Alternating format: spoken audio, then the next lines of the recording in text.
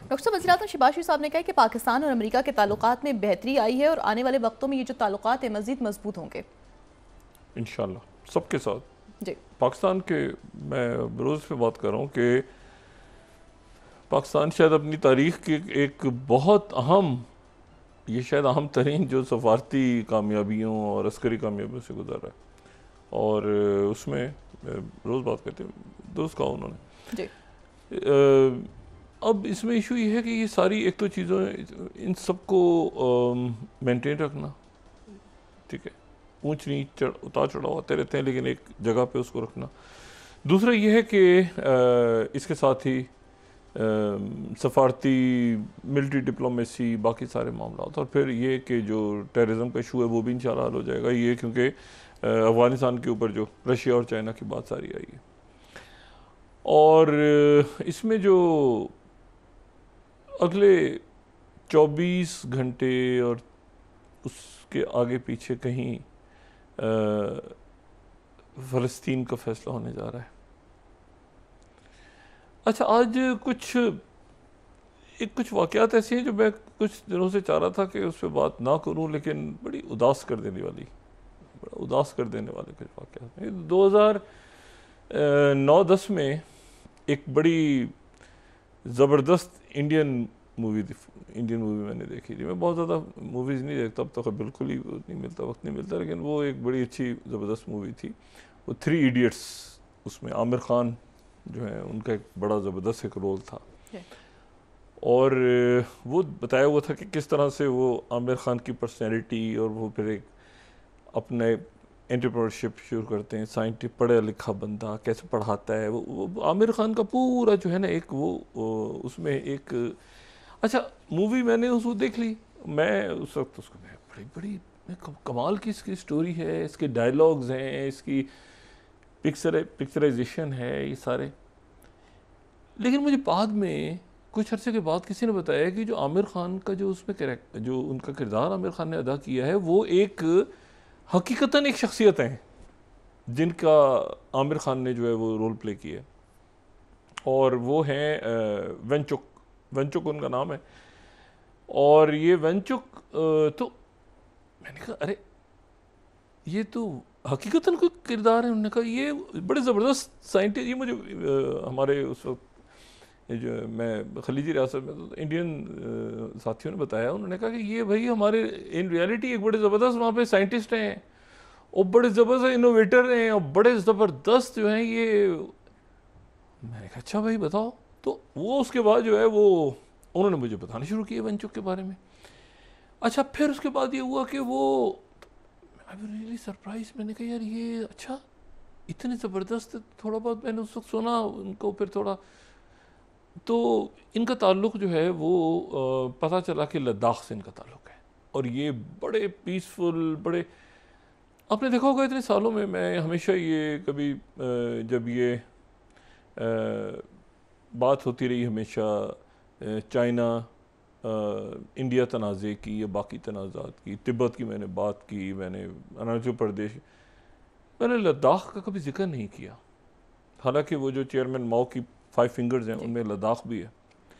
उसकी वजह ये थी कि मुझे ये मैं ज़ात बिल्कुल अपना पर्सनल, और मैं इस पर कन्विंस्ड हूँ, और मैं ये बात अंडर ओथ कहता हूँ ठीक है, मुझे ये उन्होंने कहा जी लद्दाख का तो आप भूल जाए ना कभी। मैं सोचते थे लद्दाख पे, ये कहा यार लद्दाख का भी तो है। जब भी मिलते थे कहते थे लद्दाख में तो इतने जो है वो जो भारत से मोहब्बत करने वाले लोग रहते हैं वहाँ पे। अच्छा, वो ऐसे लोग हैं जो बड़े सादे हैं, बहुत एक सादा लोग हैं, बड़े इंटेलिजेंट भी हैं, अपनी मुल्क से मोहब्बत भी करते हैं, अपनी जगह से भी मोहब्बत करते हैं, और बड़े प्राउड हैं, और बड़े ज़बरदस्त होते हैं ना। हर जगहों पे रहने वालों की अपनी कोई ख़ास उनकी पर्सनैलिटी के अंदर होते हैं। तो उन्होंने कहा कि नहीं ये तो बहुत ज़्यादा मोहब्बत कर। मैं कन्विंस हो गया, मैं कहा ठीक है, कभी मैंने लद्दाख का जिक्र नहीं किया।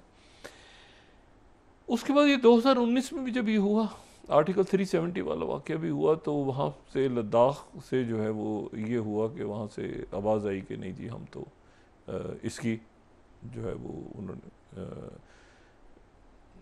इंडियन प्राइम मिनिस्टर मोदी का ही दौर था, तो उन्होंने इसको कबूल भी किया। वहाँ पे बल्कि इत्तला मिली कि जश्न भी मनाया जा रहा है, खुशियाँ मनाई जा रही हैं, लोग बड़े खुश हो रहे हैं। और वहाँ पर जो है वो, तो मैंने फिर ज़्यादा कभी उसको लद्दाख को फॉलो नहीं किया। उसमें एक लेह का इलाका है, उसमें कारगिल का इलाका है, उसमें जो है मुख्तलिफ, अगर आप देखें तो ज़्यादा फॉलो नहीं किया। अभी 4-5 दिन से वहाँ पे, अच्छा वहाँ ये हुआ कि मैं ये गज़ा और यूक्रेन लेकिन दरमियान में आती रही ना, तो मैंने कभी इसको मैंने कुछ सीरियस नहीं लिया। ये कुछ 5-7 दिन से लद्दाख में हंगामों की खबरें आ रही थी, मैंने सीरियस नहीं लिया। मैंने कहा कुछ भी हो यार, वो जो है ना, वो लद्दाख तो में रहने वाले तो इतने जो हैं वो मोहब्बत करने वाले हैं कि यार ये तो कोई छोटा मोटा मामला, मोदी जी वो संभाल लेंगे यार। ये तो एक होता है ना, आपको पता होता है कि यार एक चीज़ ऐसे हो ही नहीं सकती, मतलब कई दफ़ा, और लगता है मोदी जी ने तय कर लिया है, ये मैं बात आपको, कि उन्होंने जो उनके बारे में तवक्को हो उसको मतलब करके ही दिखानी है, वो चीज़ जो कि आपके तस्वुर में ना हो कि वो काम कर सकते हैं। उन्होंने जनाब इस खूबसूरत वादी में, और मैं फिर यहाँ पे ये बात कर रहा हूँ, मेरी ना इंडिया में किसी से बात अभी हुई है रिसेंटली इसके ऊपर ना मैं, लेकिन मैं यकीन करें कि इस बात को कि जो आम लोग होंगे ना भारत के इस वक्त, जो कोई भी लद्दाख गया होगा, जो कभी ज़िंदगी में लद्दाख में जिसने कदम रखा होगा, ये जो लद्दाख के किसी बंदे से मिला होगा, वो इतनी मोहब्बत करने वाले लोग हैं वहाँ पे कि उनको जनाब उस जगह भी आग लगाती है, यानी कोई जगह बच ना जाए। ये जो शुरू हुआ था ना मणिपुर, ये तो अभी गए ना मणिपुर मोदी जी, अभी हफ्ता 10 दिन, उस वक्त मैं समझ नहीं आ रहा है ये मणिपुर जाके कंट्रोल क्यों नहीं कर रहे। आप कई दफ़ा इतनी अनापस्थिति में आ जाते हैं। इन्होंने जनाब ना सिर्फ ये कि वहाँ पर वादी बंद है, इंटरनेट, ये गिरफ्तारियाँ, वहाँ पर पता नहीं कर्फ्यू लग रहे हैं, क्या हो रहा है खुदा जाने। और वो जो इनके मतलब मैं बताऊँ तो सबके वो बड़ा ज़बरदस्त बंदा है, ये जो आमिर खान रोल प्ले था, चूँकि ये बड़ा ज़बरदस्त बंदा है। ये तो इसको तो आप शायद, इनको बाज़ लोग होते हैं ना, आप कहते हैं कि ये पाकिस्तान से हैं, ये इंडिया से हैं, ये तो एक ग्लोबल लेवल पे नहीं होता। आप कहते हैं यार ऐसी पर्सनैलिटीज़ भी होती हैं। उसको जनाब गद्दार करार दे के और पाकिस्तान का एजेंट करार दे के और पता नहीं दुनिया भर के उस पर इल्ज़ाम लगा, और मुझे आप यकीन करें इतना अफसोस हुआ। उसको पता नहीं कहीं जोधपुर के जेल में ले गए हैं उठा के, जहाँ पे जो बदतरीन जो जराइम पेश अफराद हैं वहाँ पे मुकदमात बना दिए गए हैं। ये वो बात जो है वहाँ पे, मैंने फिर आज मैंने कहा ये कैसे स्टार्ट होता, उसकी बुनियाद क्या पता चली कि वो ये कह रहे थे कि जी हमें जो है एक तो स्टेटहुड दे दें, इसलिए उसकी वजह ये कि बाहर से आएंगे लोग और यहाँ पे करप्शन होगी। अच्छा, फिर उन्होंने कहा कि हमारा क्लाइमेट का, क्योंकि बारिशें ज़्यादा हो, यानी वो अपने उन्होंने कहा कि जी हमारा क्लाइमेट का इशू है, यहाँ पे ये होगा, उसके नतीजे में बारिशें ज़्यादा हुई हैं तो बाहर से लोग आके यहाँ पे फैक्ट्रीज वगैरह लगा देंगे, तो हम खुद ही कुछ करते हैं। वो मतलब वो इसलिए वो भूख हड़ताल वगैरह कर रहे थे, बड़े पीसफुल, जैसे गांधी जी वाला नहीं होता स्टाइल के, उसी अंदाज में। और फिर उसके साथ वहाँ के नौजवान और सारे बैठे हुए उनकी बातें सुन रहे हैं, ये सारा कुछ हुआ। और फिर उसमें जो है वो देखते ही पता नहीं क्या हो गया, अचानक इन्होंने वो वहाँ जो दूसरा उनका ये था कि स्टेटहुड, और फिर एक उनका ये था कि 6 शेड्यूल में हमें लाया जाए लद्दाख में। और 6 शेड्यूल में इसलिए लाया जाए कि हमारा जो एक कबायली हक है वो हमें मिले। अब ये तो अच्छा, वहाँ कोई कंस्ट्रक्शन, कोई जैसे होता है ना, भूल जाते हैं किसी जगह को। मेरे मतलब है कि वो फिर ये हुआ, कोई आज से कुछ 1.5 साल पुरानी, मैंने उसकी इवन देन मैंने कहा कि ऐसा नहीं हो सकता। मुझे किसी ने कहा कि वहाँ तो भूल गए हैं, वहाँ तो लोग, मैं भाई के ट्रैवल कर रहा था, मुझे किसी ने कहा कि वो जो लद्दाख वाली बात है यार वहाँ तो आप, मैंने कहा नहीं यार, मैं एक जानता हूँ वहाँ पर तो ऐसे लोग रहते हैं जो बहुत ही ज़्यादा इंडिया से मोहब्बत करते हैं, भारत से, और ठीक है वो अगर उनका मुल्क है। अब इसको जनाब वहाँ पर मोदी जी ने तय कर लिया है कि किसी जगह छोड़ना नहीं है, और वहाँ पर जनाब उनको कर्फ्यू लग रहे हैं, पता नहीं उठा लिए। और ये जो जिसको किया है ना, इस मैं तो इसलिए आपको बता रहा हूँ क्योंकि जब आमिर खान से इंस्पायर होते हैं ना, तो यू फील कि यार अच्छा ये वो इनोवेटर हैं, पढ़ाते हैं जनाब, वो साइंटिस्ट भी हैं, वो एक हमजत पर्सनैलिटी होती है ना, यू ऑलवेज थिंक यार ऐसे भी लोग हैं आज की दुनिया में। आप तो उनको उठा के जनाब ले गए। अच्छा, अब एक तो ये हो गया इसका जो एक पहलू है कि इन्होंने आग लगा दी। अच्छा, दूसरा जो है ना, मैं इसको इनकी कोई ट्रम्प से डील तो नहीं हो रही मोदी जी की टैरिफ्स के ऊपर कि हम आपको ये इलाके दे देंगे, ये इलाके हम छोड़ते देंगे, ऐसी कोई डील तो नहीं हो रही। और मैं उसकी मुझे ये, क्योंकि ये समझ नहीं आ रहा कि ये क्यों कर रहे हैं। ये जाते जाते जो होता है ना कि वो जो करना कर जाओ, उसके बाद तो मौका नहीं मिलेगा। ये अगर आप लद्दाख की जगह देखें ना कि लद्दाख है कहाँ पे, स्ट्रेटेजिकली कहाँ पे, ये अगर आप थर्ड देखें तो लद्दाख जो है ये लद्दाख, ये लेह का इलाका बिल्कुल ये वो इलाका है जो बिल्कुल लाइन ऑफ जो LAC जो कि अब ख़त्म हो चुकी, कहीं पर वो है भी नहीं, लेकिन बहरहाल वहाँ पर वो जो है ये बिल्कुल नॉर्थ का एक इलाका है, बिल्कुल नॉर्थ में आप चले जाओ। और ये वो इलाका है जहाँ पर सबसे ज़्यादा इस वक्त जो है वो आप ये देखें कि ये वो इलाके हैं ना, गलवान वैली कहाँ है, ये जहाँ पे जंग हो रही चाइना से, ये वो है ना पूरा। और जनाब ये उसके बाद अगर ये हॉट स्प्रिंग, अगर हम थर्ड दिखा सकें तो ये देशपांग, ये सारे इलाके हम बड़े डिटेल में डिस्कस कर चुके हैं जब ये इंडिया और चाइना की झड़पें शुरू हुई थी।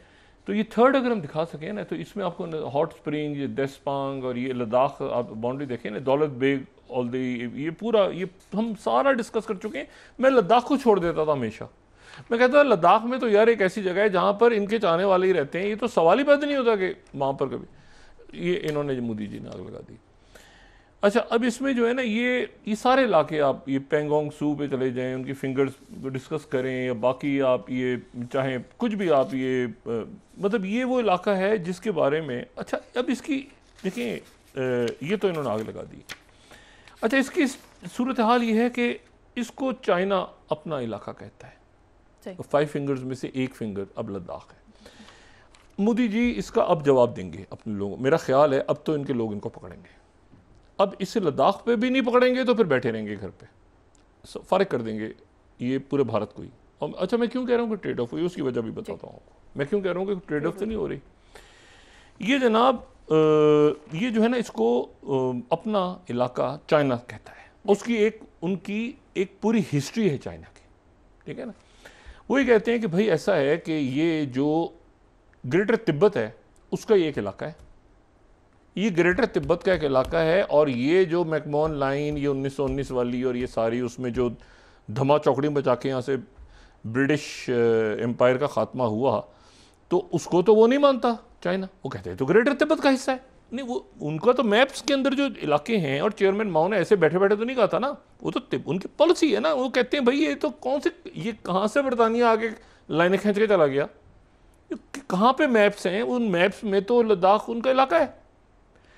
अच्छा, फिर वो जो ये ट्रीटी ऑफ शिशल हुई थी 1882 वाली, ठीक है ना, जिसमें ये सिखों का एक मामला हुआ था तिब्बत के साथ, उसमें भी वो मामला जो है वो डिस्प्यूटेड रहा। किंग डायनेस्टी का ये हिस्सा, किंग डायनेस्टी के दौर से ही ये जो है ये पूरा का पूरा जो इलाका है ये चाइना का इलाका है, और चाइना इसको अपना इलाका तस्लीम करता है। भारत के साथ को तनाज़ा है, लेकिन ये वो इलाका है जो हमेशा कहता रहा कि हम तो भारत के साथ रहेंगे। तो चूंकि जो कहता ही रहा हमेशा, तो बस वो कहता रहा। अब जनाब वहां पर इन्होंने मोदी जी ने आग लगा दी है, और इंतहाई पुरअमन लोगों को। अच्छा, वो ऐसे लोग जो होते हैं ना, जो बड़े पुरअमन, पीसफुल, पढ़े लिखे, वो एक दफ़ा जिद पे आ जाए ना, वो जिद पे आ जाए, वो कहें कि तो फिर उनको वापस लाना बड़ा, फिर उनके साथ ये नहीं मुज़ाकरात करेंगे, आप उनको लड्डू पेड़े खिलाएंगे, उनको आपको प्लॉट देंगे, कोई उनको कोई अदानी जी से उनकी सेटिंग करवा देंगे तो आपके हाथ में आ जाएंगे, ऐसा कुछ नहीं होगा।